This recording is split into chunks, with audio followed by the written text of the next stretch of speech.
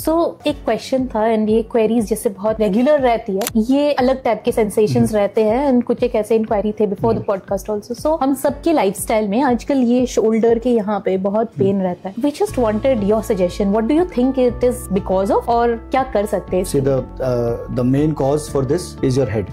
So you have this 2.5 kilo head, okay, which is resting on your shoulders through the neck, which is this long, okay. तो आपका जितना भी stress है सबसे पहले कहाँ अफेक्ट करेगा? स्पाइन एरिया में। तो स्पाइन कौन सा? सबसे ऊपर वाला एरिया में, बिकॉज नेक में करेगा, उसके बाद वो नीचे परकोलेट करेगा व्हाटएवर स्ट्रेस। तो सबसे पहले स्ट्रेस आपके बॉडी में नेक के थ्रू नीचे जाएगा। तो आपका पूरा हेड में जितना भी इंट्राक्रेनियल टेंशन हम बोलते हैं, अगर आपके अंदर में जितना भी स्ट्रेस है, तो ऑब्वियसली अंदर में भी एक प्रेशर होता है ब्रेन का। तो अगर आप बहुत ज्यादा सोच रहे हो, ज्यादा करो, तो ऑब्वियसली आपका थोड़ा सा प्रेशर तो ब्रेन का भी बढ़ेगा। You are always under stress, आपके कोर्टिसोल लेवल्स बढ़ गए हैं ब्रेन के, ठीक है।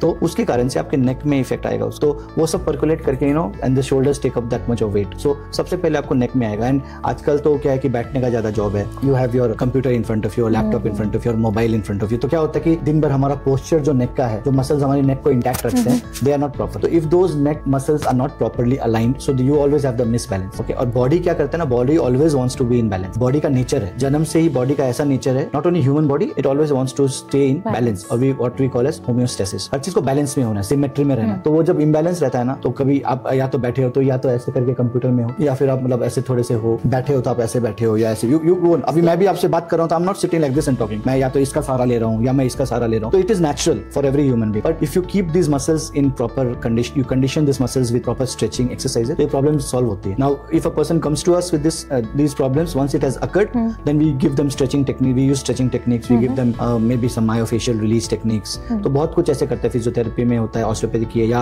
आजकल कायरोप्रैक्टिक बहुत चला हुआ है। तो कायरोप्रैक्टिक में we crack the bones, जो वर्टिब्रा के muscles, so beautiful techniques to help। तो इससे क्या होता है, बहुत अच्छा पेशेंट को फील होता है, एंड पेशेंट रिकवर्स फास्टर।